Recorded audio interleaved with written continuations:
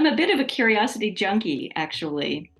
And it's fun for me to be with people who are interested in curiosity at any time. I think of them as my people. And I really believe that cultivating and nurturing curiosity are essential for our future and our well-being. So any opportunity to do that is something I want to invest my time in.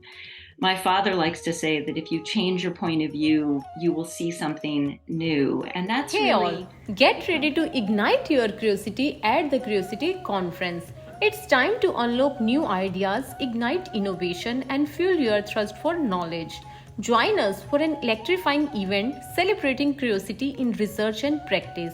Discover how curiosity drives creativity, fuels problem solving, and leads to groundbreaking discoveries. Don't miss out on this epic gathering of minds.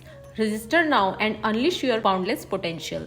Hello everyone, welcome to Sky Connect by BioPatrika. Myself, Dr. Taruneet Kaur, your host for today. Today we are covering a session on Curiosity Conference, which is scheduled on 12th and 13th August this year at IIT Gandhinagar, India. So this conference is all about promoting curiosity in science, a drive to learn new ideas and to produce new ideas in turn. So for that, we are having our guest speaker today, Professor Lynn Borton, who is basically a facilitator with over 30 years of experience in strategic governance and change management in non-profit sector. She is hosting and producing award-winning radio show Choose to be Curious, which is promoting curiosity in life and experiences. So I welcome you, Professor Lynn. On behalf of BioPatrika, I would really like to know something about your profile and the work you do. Oh, thank you so much for this opportunity. I have been producing Choose to be Curious for 7 years now, and it's an opportunity for me to have really interesting conversations with lots of people about the research and theory of curiosity, but mostly conversations with them about how curiosity shows up in their work and lives. It's my way of encouraging people to choose to be curious. Great. So nice to hear this from you. And next, I really like to know, why are you interested in joining Curiosity Conference? I'm a bit of a curiosity junkie, actually. And it's fun for me to be with people who are interested in curiosity at any time. I think of them as my people. And I really believe that cultivating and nurturing curiosity are essential for our future and our well-being. So any opportunity to do that is something I want to invest my time in. My father likes to say that if you change your point of view, you will see something new. And that's really become kind of a guiding principle for me and has led to sort of this lifelong interest and appreciation for curiosity. And although I was invited to speak at this conference, I'm most excited about the opportunity to learn and hear from others, not just the well-known thought leaders. It's a wonderful list of speakers that you're assembling, but also those who are new to the topic and who are raising fresh questions and thinking about it in different ways. That to me is really exciting. And I like to see what excites other people about curiosity and how they're approaching it. Tom Mullaney, who's a professor at Stanford University, likes to talk about a problem collective, different from the one's field of study. It's people who are interested in a similar problem, but maybe come from lots of different fields. And the study of curiosity is like that. I think it's an exciting subject to look at, and I'm excited about hearing about it from all these different perspectives.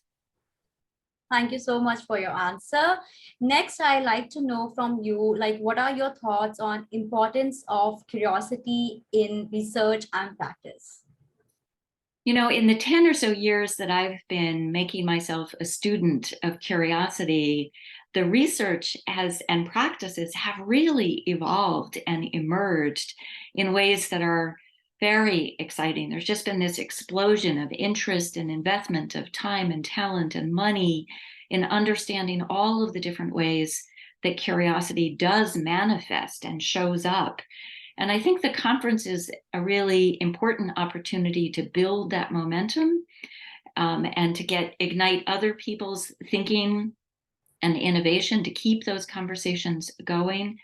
I also think it's really important to remind people, to show people how much curiosity has to offer. You know, if you think about where the research and writing has been around curiosity, Neuron Magazine, the Science Journal, Harvard Business Review, the Chronicle of Higher Education, they all regularly carry articles and research about curiosity. So we're really coming to understand it touches everything. It's a cornerstone, it's a linchpin, it's central to almost everything that we do.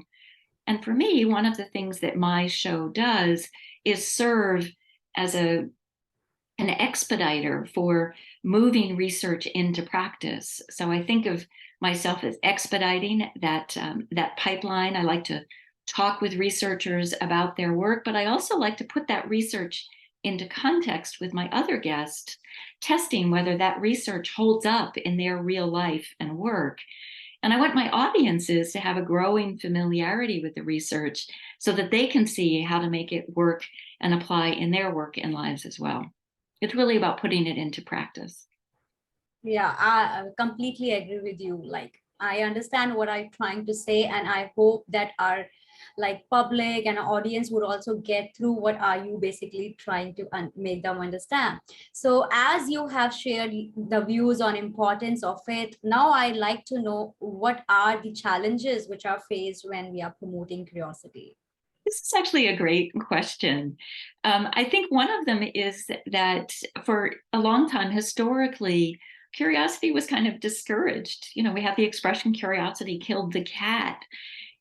More recently, it's become a little bit of a buzzword, kind of a silver bullet, a silver bullet that for everything from business to schools to marketing and conflict resolution. But I think there's actually a risk of overselling it as a panacea, kind of a cure-all to everything that ails us. And I think that does it a little bit of a disservice. So I think that's a challenge. And I think we're actually talking about a very wide mix of brain activity and behaviors that we describe with a single word, curiosity. I think if we were going to start all over again, I wonder if we would use the same word to describe all those different ways of being. And so I think that's a challenge when we talk about it. Scott Shigioka, who has done research on curiosity for the Greater Good Science Center at the University of California at Berkeley, talks about living in an era of incuriosity, where people dig in their heels around their opinions and they're not open to new information or other perspectives. And I think he's right. I think that inclination to incuriosity is dangerous for us as individuals. I think it's dangerous politically. It's not good for the world. And that's another challenge for us, that we're in a time of a lot of incuriosity. So it's important to kind of push back and promote curiosity in that context. And I also think that since curiosity is so much something that we associate maybe with children and we treat it almost as something that's kind of casual or a little silly. We dismiss it. Oh, I was just curious. That we don't treat it seriously.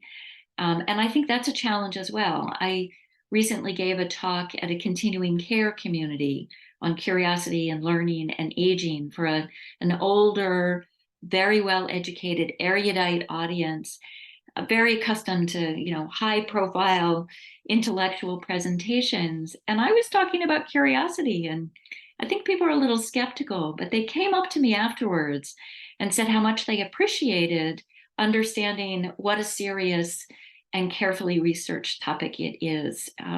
So I think we need to continue to push the research and show people that very smart people are working very hard at understanding this incredibly important human force.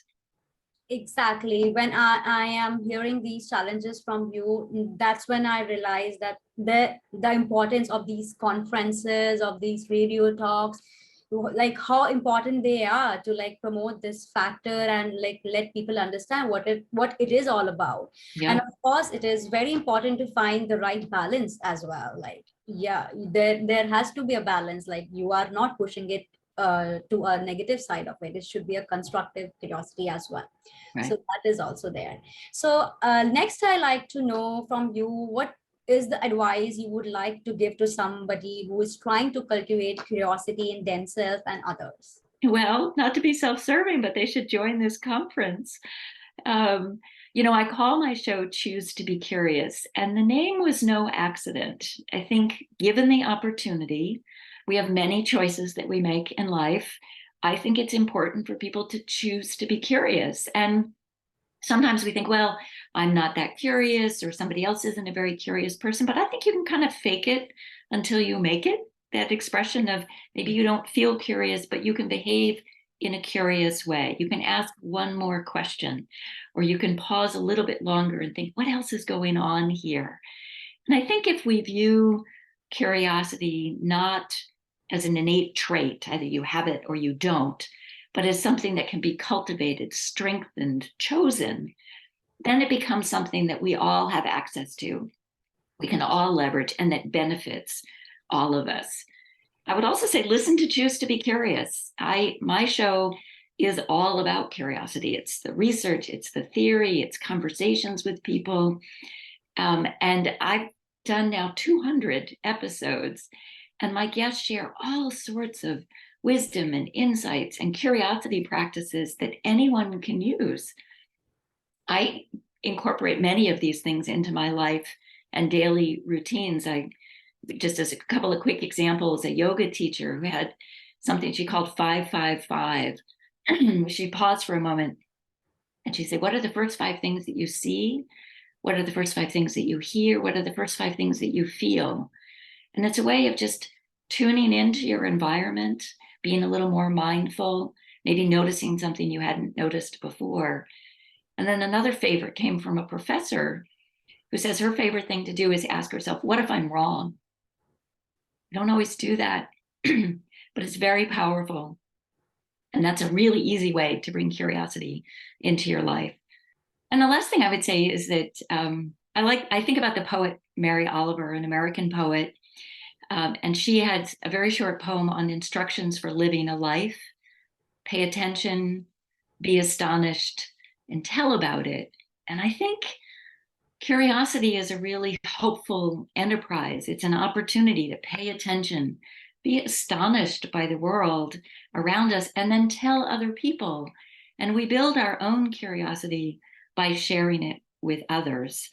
And I think it's a really potent and effective antidote to many of the kind of daunting truths in front of us. And the world needs us to be curious. We need to be curious. And I'm grateful for conferences like this that help us all do more of that. Exactly. And it is so good to know from you that you have completed so many episodes of your radio show, and it is a successful show. And we really like to congratulate you on that, and you being and doing such a great work for like us.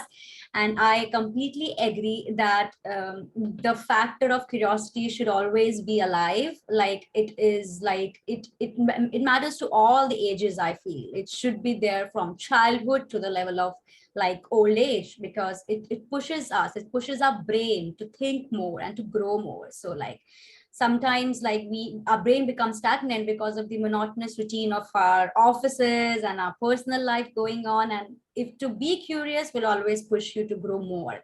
Yep. Like it grows your brain, and your brain grows with different perspectives, and that's how your personal and professional life also grows. So yeah, thank you so much for sharing such ideas with us, and it was a pleasure to have you today with us, and we wish you good luck and a very great day ahead. Thank you so much. It's been a pleasure.